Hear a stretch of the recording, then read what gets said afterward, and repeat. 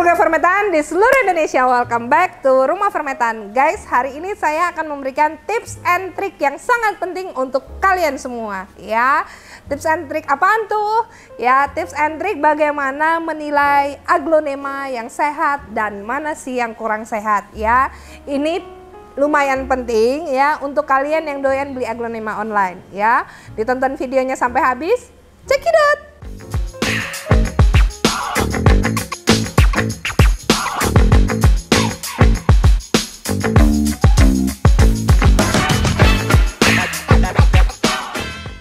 Guys, saya ambil contoh ya.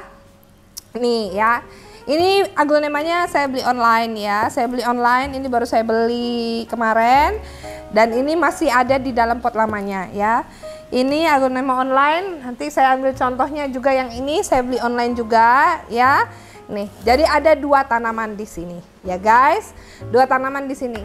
Guys, siapa kalian yang doyan kalau beli aglo online itu doyannya sering ngomong gini, Bang atau Pak atau Mbak atau Mas, boleh lihat akarnya nggak? Gitu.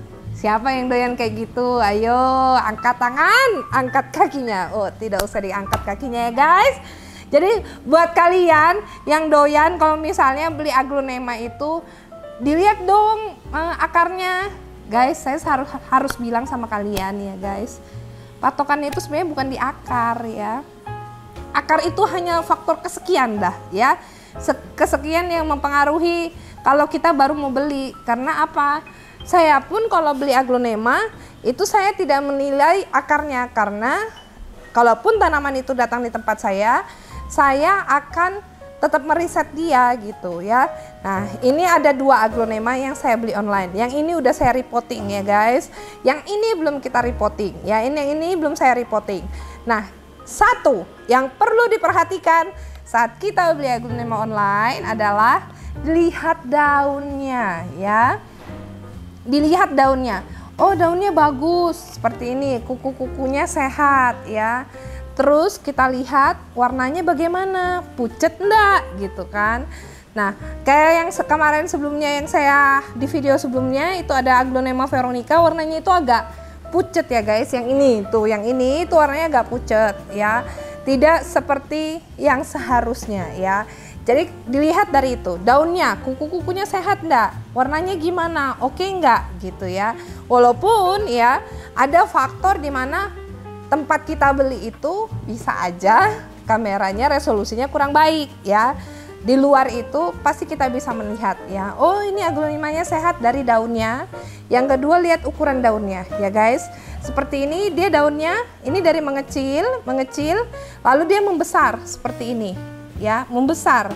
Jadi kalau mau lihat aglonema yang sehat adalah ya dilihat daunnya. Daun barunya munculnya gimana? Seperti ini kan daun barunya munculnya lebih besar juga daripada yang ini ya. Walaupun nanti mungkin daun yang setelah ini agak sedikit mengecil karena saya kurangin akarnya ya. Jadi seperti ini, daunnya harusnya membesar. Ada beberapa faktor yang menyebabkan daun mengecil. Nomor satu yang paling sering kejadian di rumah kita adalah tumbuh bunga ya. Kalau misalnya dia tumbuh bunga biasa, itu hal biasa untuk daunnya mengecil. Yang kedua, dia habis dipotong bonggolnya ya. Jadi kalau misalnya kita habis potong batang atau misalnya kita habis kurangin akar, biasanya ya itu daunnya akan mengecil. Untuk daun pertama, keduanya biasanya mengecil lalu stabil menjadi lebih besar lagi. Nah, kalau kalian beli aglo, lihat aglonya daunnya mengecil enggak. Faktor yang ketiga yang bisa menyebabkan daunnya mengecil adalah dia adalah anakan yang baru pisah indukan ya. Misalnya saya punya kemarin romantic love ya, ataupun banyak ya yang aglo-aglo yang saya pisah ya dari indukannya. Karena sebelumnya dia hidup dengan inangnya ya, jadi makanannya dia dapat dari si emaknya. Saat kita sapih dia, biasanya daun pertama saat kita pisah itu biasanya mengecil. Daun pertama, kedua biasanya mengecil.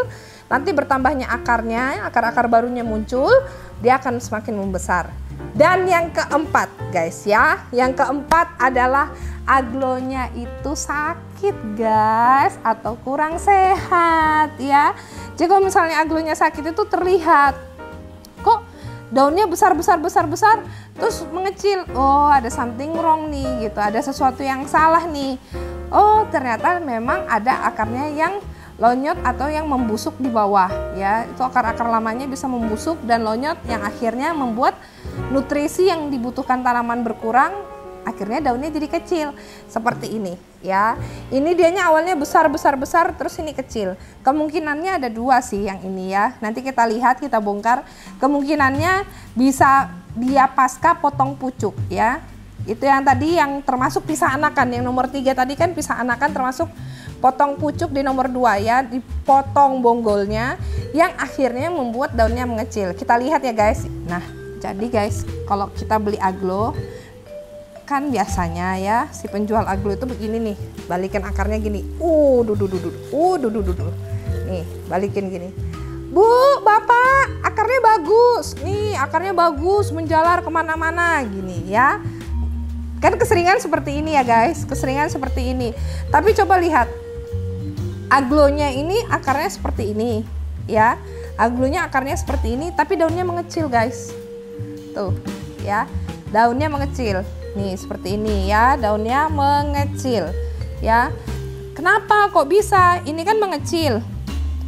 Nah ini juga mengecil, yang di sebelah sini. Sebelah sini mengecil, ini mengecil. Padahal nggak ada bunga guys. Yang poin tadi nomor 1 itu bunga. Ini nggak ada bunga, kenapa dia bisa mengecil ya? Nah diperhatikan lagi.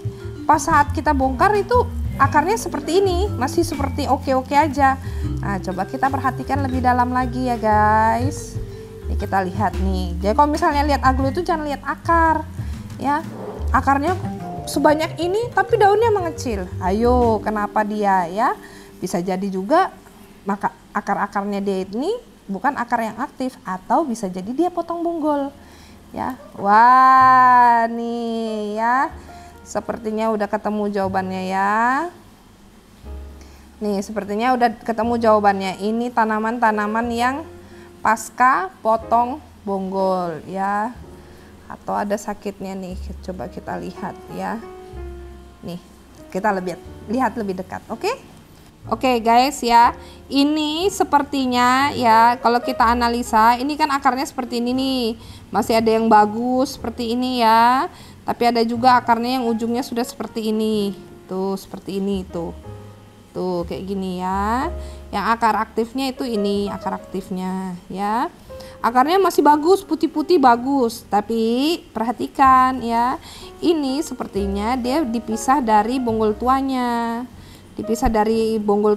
atau dipisah dari induknya, tapi sudah mulai ada trouble di sini tuh ya, di ujungnya ini udah mulai trouble ya, udah mulai masalah. Kemungkinan guys kalau seperti ini ya, ini di batangnya ada masalah ya, dia lagi hamil lagi nih tuh, lagi hamil 1 ya, 2 ya, lagi hamil ya, lagi hamil dia nih guys. Jadi ini caranya gimana, kita apain guys, kita apain ini seperti ini aglonya ya.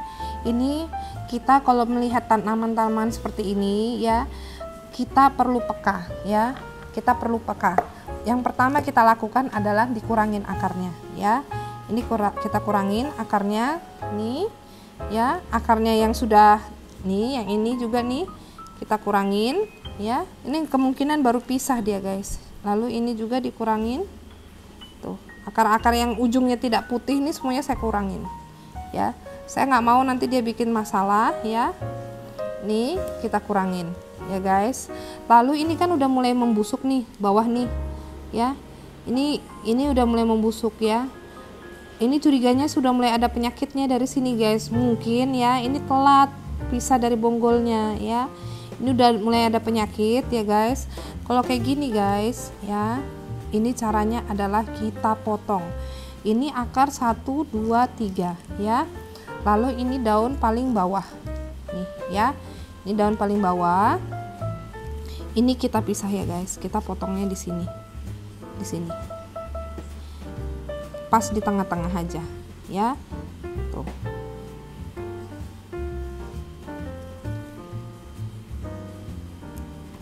Nih ya tuh, ini kita pisah ya seperti ini guys. Kalau mau kita kita belah ini ya, kita belah ya guys ya. Coba lihat. Tuh ya, sudah mulai ada spot penyakit.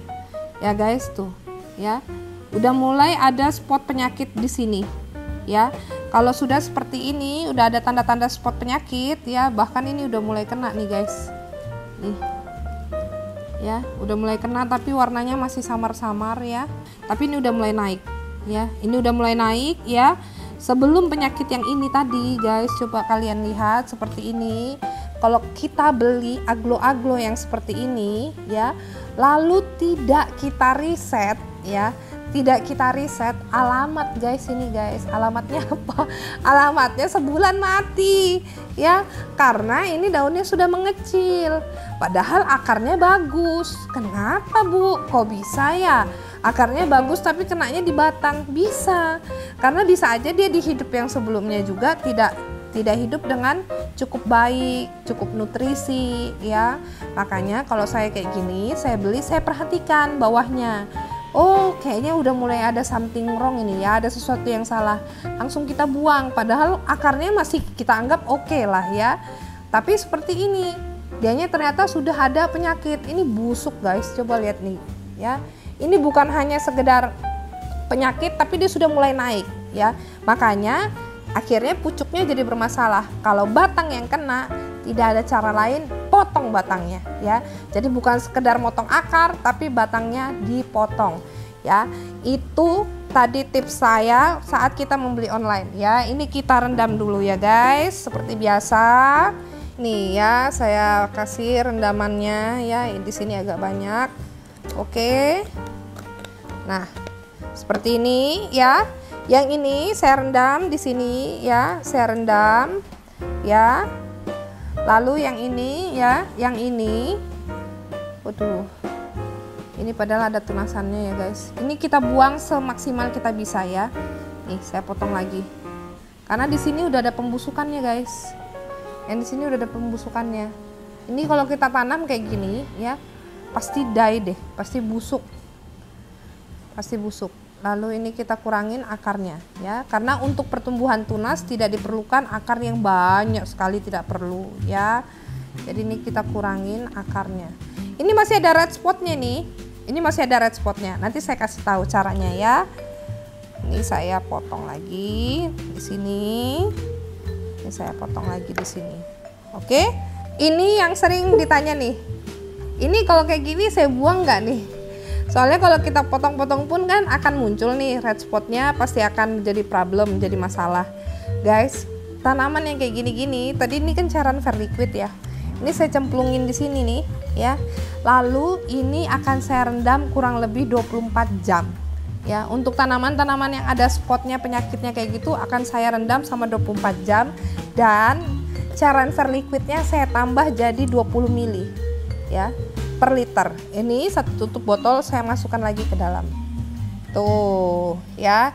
Jadi konsentrasinya dia lebih tinggi dibanding yang saya biasa pakai ya.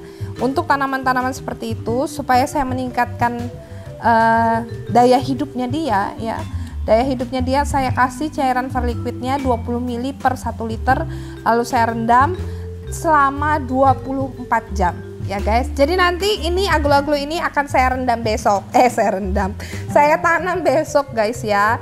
Kurang lebih 24 jam akan saya rendam, besok baru saya tanam.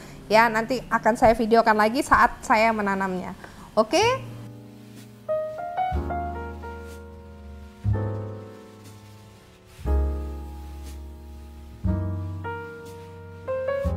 Hai guys, ini ya guys, seperti yang kemarin saya bicarakan, ini kan tanamannya sakit ya. Lalu saya rendam di dalam larutan verliquid. Dan itu bukan saya rendam 1 kali 24 jam jadi ini hitungannya ya, tapi 2 kali 24 jam alias 2 hari guys. Ya, coba lihat ini. Tadi saya sampai sudah duduk, terus akhirnya saya minta tolong untuk diambilkan tisu. Ini tanamannya berlendir ya guys, yang sakit. Bisa kalian tonton lebih dekat ya. Guys, banyak yang tanya sama saya kan, Bu, apa tanaman yang berlendir itu memang ada sakitnya?